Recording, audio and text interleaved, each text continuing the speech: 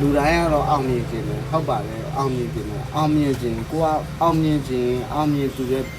အောင်မြင်လူတွေကဘယ်လိုမျိုးသွားခဲ့တာကိုပြီးယူဖို့တော့ဒီရန်ကိုရေးကြည့်ပါဦးကော်ပီမယူတော့ကော်ပီတော့အတုမယူဘူးအတုမယူတော့ကိုကတော့ကြားဆောင်မှာအောင်မြင်တဲ့တရားပေါ်လုံးဝဖြစ်မှာမဟုတ်ဘူးကြားဆောင်တဲ့အရှုံးသမားကြီးတော့ဖြစ်လာမှာဖြစ်ပါတယ်အဲ့ဒါအောင်မြင်တဲ့လူတွေကဘယ်လိုမျိုးသွားခဲ့လဲမပြောခင်ကိုကတော့အောင်မြင်မှုကိုသိခံနိုင်ဆုံးရှိတာအောင်မြင်မှုကလူရွေးရတော့တကယ်ကိုလူရွေးပါတယ်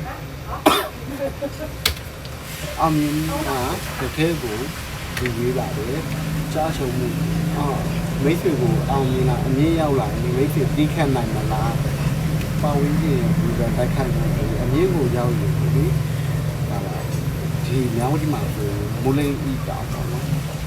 မူလိန်ဤတောင်ကြမယ်ဆိုရင်အောက်ကသွားတာလို့ဆိုအောက်ကသွားပြီးဆိုရင်မောတယ်ပြင်နှန်းနေအမြင့်ရောက်မှာကို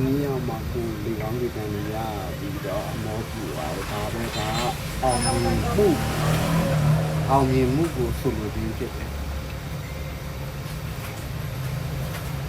အဲ့ဒါကိုကအောင်မြင်ခြင်းနဲ့ဘယ်လိုမျိုးအောင်မြင်ခြင်းတလဲကို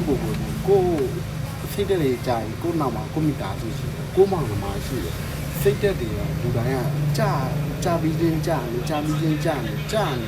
နော်ကိုဘဝဘယ်လိုပြောင်းလဲမှာဟုတ်အားကြောင့်လို့လူတိုင်းကတိုက်ခိုက်မှာပြအဲ့ဒီအတိုက်ခိုက်ကိုရဲ့အသိပညာ